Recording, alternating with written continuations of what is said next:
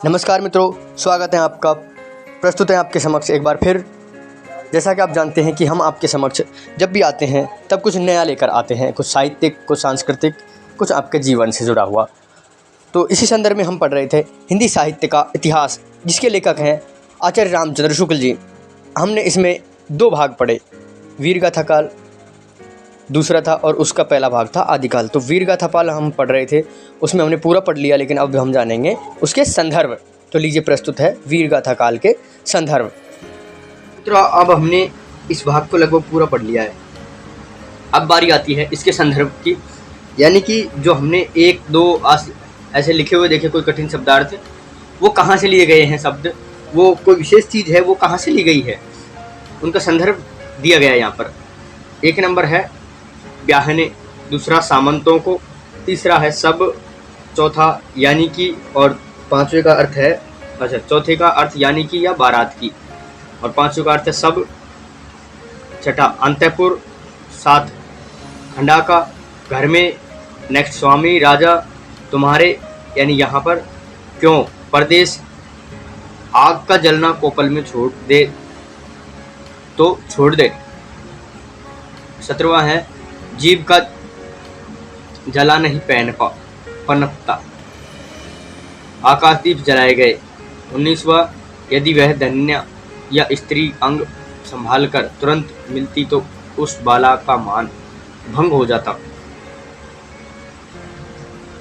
20 number पे है 19-20 पे, और इसे परिभ्रमता आलिंगन करता, राजा द्वार पर ही। 21 में है दृष्ट धारण करना, धृत। 22 शब्दभेदी बाण चलाने का उल्लेख, चंद्रमा। 23 में चंद्रमा। 24 उसी के पास से मानो अमृत रस दिया। 25 अभिघटित किया या बनाया। 26 पोए हुए अच्छे मोती दिखाई पड़ते हैं। 27 कागज चल दीजिए अलग दूर श्री और। 30 मध्य में। 31 जिमी यानी जौ। 32 प्रतिदक्षिणा। 33 हंसकर उसी मोहित मुग्धा से लज्जा से मुंह पर का, यानी उसी लज्जा से मुंह पट चला दिया, अर्थात सरका दिया। 34 हृदय में। 35 भर्यो यानी स्फुरित हुआ। 36 रक्त। 27 साथ बिल्ली की सी आंखों वाले। 29 मुंह गीदड़ और लोमड़ी के से। 40 हुंकार करते। 41 भट्ट भणंत पर यदि विश्वास किया जाए तो केदार महाराज जयचंद के कवि नहीं, मुल्तान साहबुद्दीन गोरी के कविराज थे। शिव सिंह हिरियोज में भाटों की उत्पत्ति के संबंध में विलक्षण कवित्व उद्धृत है। प्रथम विधाता ने प्रकट भय बंदीजन, पुनि प्रथयज्ञ के प्रकाश सरताज है। मानो सूत सोनक न बाचत पुराण रहे, जस को बखानो महासुख सरताज है। चंद के चौहान के केदार गोरी, साहजू के गंग अकबर के बखाने गुण गात है। काव्य कैसे मास अजन घन भाटत को लुटी ठहरे, ताको सुख खोज मिटी जात है। ये भाग हमारा यहीं पर समाप्त होता है, अर्थात कि संदर्भ थे, इतने सारे शब्द हमने वहाँ पे विशेष पढ़े, उनका संदर्भ यहाँ से है, यहाँ से लिया गया है, उनका कुछ अर्थ है तो ये यहाँ पर है, और वो कहाँ से लिए गए हैं तो यहाँ उनका विवरण दिया गया है।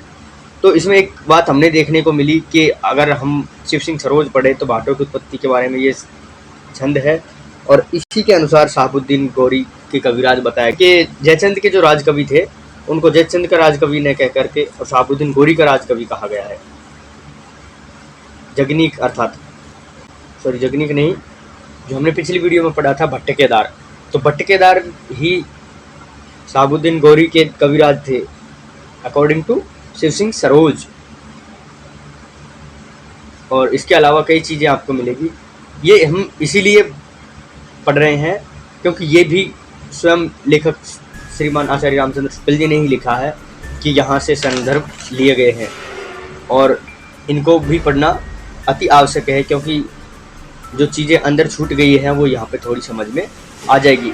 तो मित्रों, मिलते हैं फिर अगली वीडियो में, बने रहिए हमारे साथ। नमस्कार, धन्यवाद।